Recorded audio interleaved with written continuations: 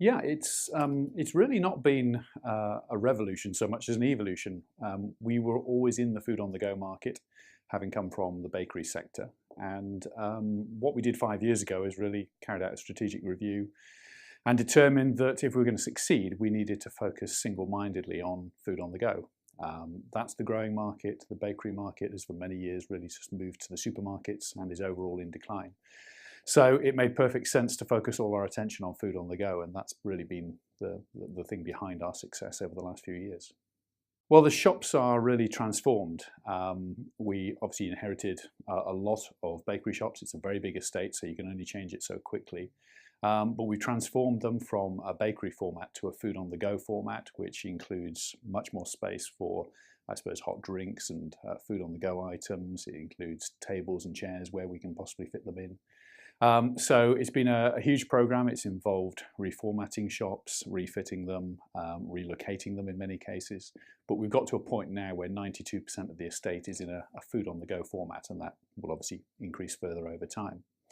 On the product side, we have, to be single-minded about food on the go, we've had to sacrifice some old bakery lines. So we've had to give up space and shelving that was once dedicated to bread and rolls and take-home cakes, and really move towards new product areas which we see as growth markets. So good examples of that would be hot drinks. So we're now number 4 in the coffee market.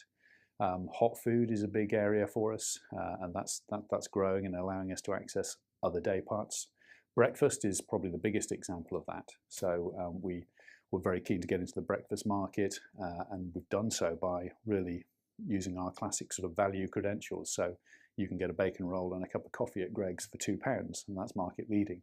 And that's really driven massive growth and footfall in that early morning day part, which is a big change from the traditional business, which was very focused on mid-morning and lunchtime. And probably the final piece on products is that we have been evolving our range to have a greater number of products that meet what we call our balanced choice criteria.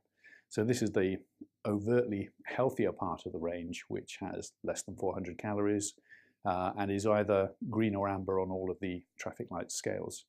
And that customers have enjoyed that. They're adopting it in greater numbers, and we think strategically that's really important for the long term as well. Well, just like the shops, the supply chain is having to undergo a fairly fundamental change program. We know that there's capacity for many more shops in the UK, and therefore we've had to invest in our own supply chain to be able to service that. But when we reviewed it, fundamentally what we had was a supply chain which was based around regional bakeries, and that was the legacy sort of infrastructure of the business, which was fine when it was very bakery focused, but as we become more and more food on the go focused, what we need is greater distribution capacity and less manufacturing capacity. So some of the old batch scale manufacturing processes we had were no longer tenable. So fundamentally, the process that we are going through now, it's a huge investment program. We took 11 original bakeries and determined which of those were located in the right place to be the radial distribution hubs for the future. 7 of those are now being invested in. 4, unfortunately, have had to close because they don't fit the future distribution network. And so we're investing to expand the distribution capacity of those 7 distribution hubs. We're also relaying all of the manufacturing. So we're going from small batch level manufacturing in each location to consolidating production on major new manufacturing platforms.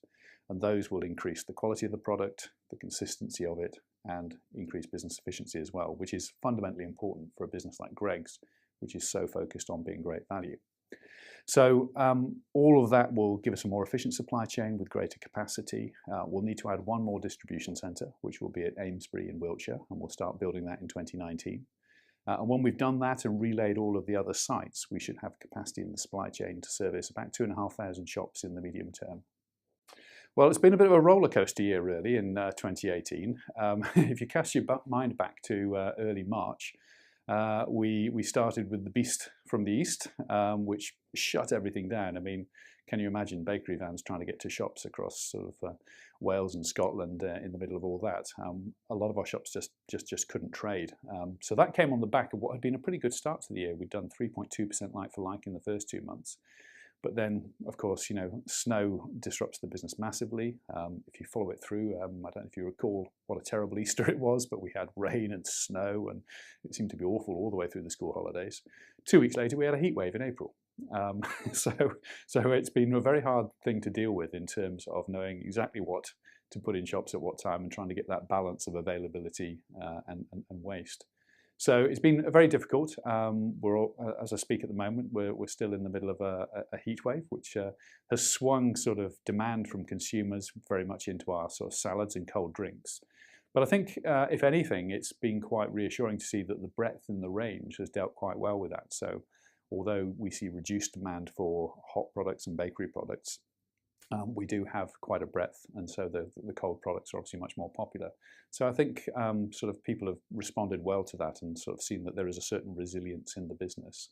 And whilst we can't cope with snowdrifts, those tend to be short term, and we're dealing quite well with the kind of the mix of weather at the moment. So overall, though, I mean, I think we all know that consumers are feeling the pinch a bit at the moment. There seems to be a kind of a lack of confidence in the future. So I think, in relative terms, we're actually quite pleased with how the business has done, but we're having to run things very tight at the moment, as you would perhaps expect. Well, the move to online has obviously been well established now for many, many years, and we expect it to carry on. And it was one of the things when we talked to investors 5 years ago, we said, look, we are quite heavily exposed to the high street. At that time, 80% of our shops had some exposure to shopping. And that would include all our city centre shops, which have a mixed customer base. Some of them are shoppers, some of them are workers. But we said over time we need to reduce that, and we had an ambition to reduce it to about a 60-40 ratio. And as we sit here today in 2018, that ratio is 65-35. And the 35% is predominantly workplace and travel locations. The expansion of our franchise business has helped with that. So we're now in a lot of motorway services, and we're in a lot of petrol forecourts. They're obviously very travel oriented, but we're also big in office areas, industrial parks, and specific workplace locations as well.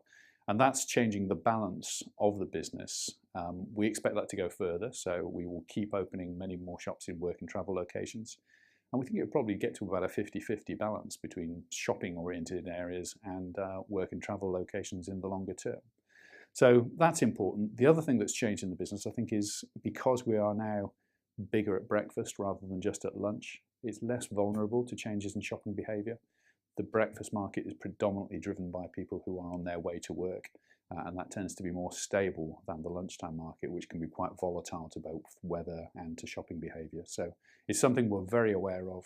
We've made great strides in addressing it steadily. As we come up to shop lease renewals, we are relocating shops as much as we can, and we'll carry on doing that in the future. Well, it's a very fast-paced market. Food on the go is part of the overall out-of-home market, and we just see constant innovation. I think if I look back over the years, what's been very successful for Greggs is to really watch the market, see what's becoming part of the mainstream, and then sort of democratize things, make them more affordable to people. And you could argue that what we've done recently in the coffee market is a great example of that, making great quality coffee affordable to more people. So we'll carry on doing that. We'll watch what changes. We'll follow the big trends. We think digital is a very interesting one at the moment, and some of our competitors have done a fantastic job moving in that direction. I think it would be fair to expect us to kind of follow in that direction in the next few years. But yeah, there'll be no end of change, I'm sure of that.